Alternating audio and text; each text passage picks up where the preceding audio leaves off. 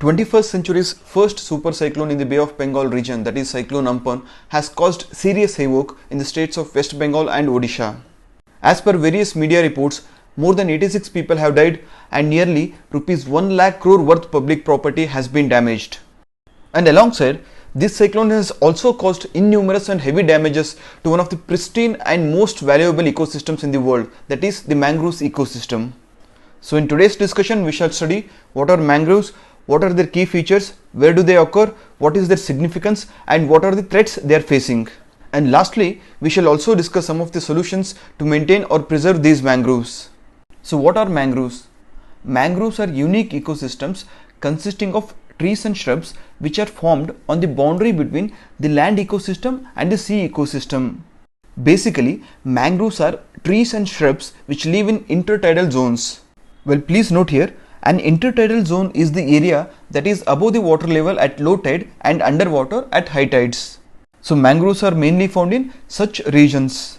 When it comes to physical characteristics, mangroves are not as big or as large as their terrestrial counterparts.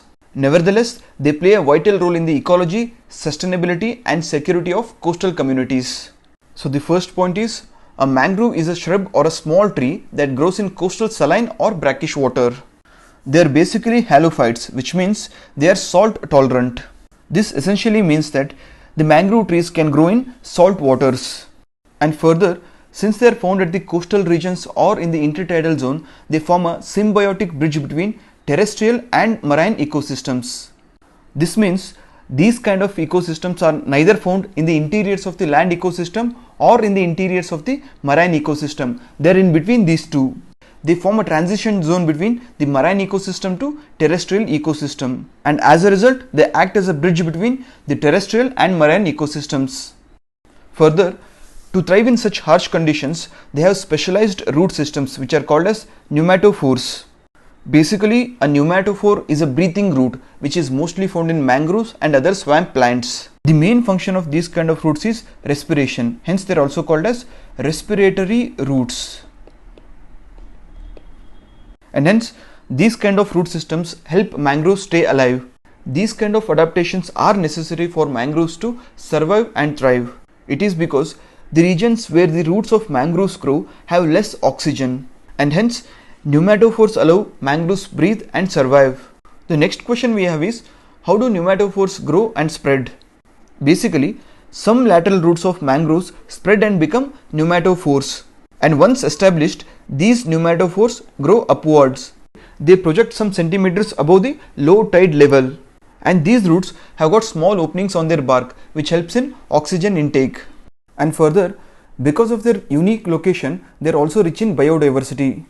Essentially, they are found at the confluence of many regions such as sea region, coastal region, and even where the rivers empty.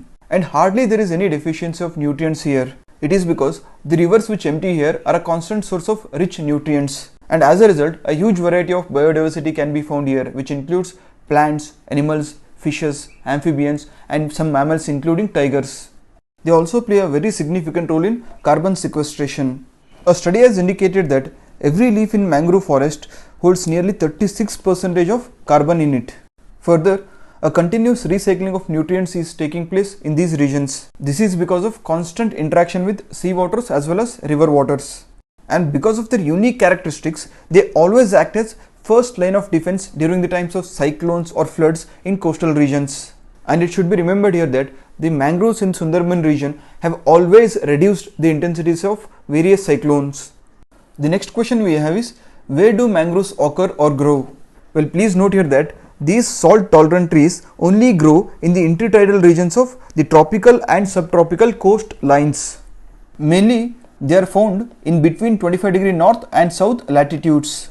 And please note here, the total mangrove forest area in the world is nearly 1,37,800 square kilometers, and these are found in nearly 118 countries.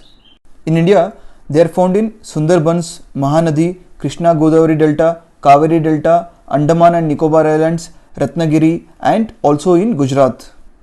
As per the Forest Survey of India 2019 report, the total mangrove cover in the country has increased by 54 square kilometers. And as per this report, Only the states of Maharashtra, Gujarat and Odisha have witnessed an increase in the total mangrove cover. As per the report, the total mangrove cover in the country is nearly 4,975 square kilometers. And the state with highest share of mangroves is West Bengal. It is followed by Gujarat. West Bengal has nearly 42.45% of total mangrove cover in the country and Gujarat has 24%. The report also states that the mangrove ecosystems in the country are under huge pressure. The threats mainly are from overfishing and shrimp farming, agriculture, tourism, aquaculture, pollution. It can also be because of unplanned and unsustainable coastal developments. As per the estimates, nearly 35% of the mangrove ecosystems in the whole world has already been lost, and this loss is nearly 50% in case of India, and that too in the Sundarban region.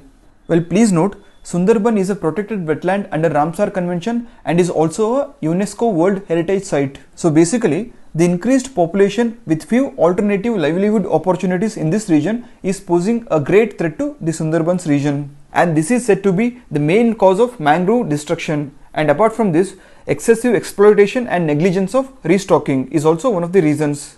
So now, how to manage these vulnerable ecosystems? The first suggestion is that few mangrove species which are under great threat should be included in the IUCN Red List. Further, mangrove nursery banks should be established, and the participation of the local community should also be made compulsory. And lastly, surveys should be carried out and potential areas should be identified for implementing the management action plan for mangroves. And above all, the forest department officials should be trained on taxonomy, biology and ecology of mangrove species. So that was all it for today. Thank you.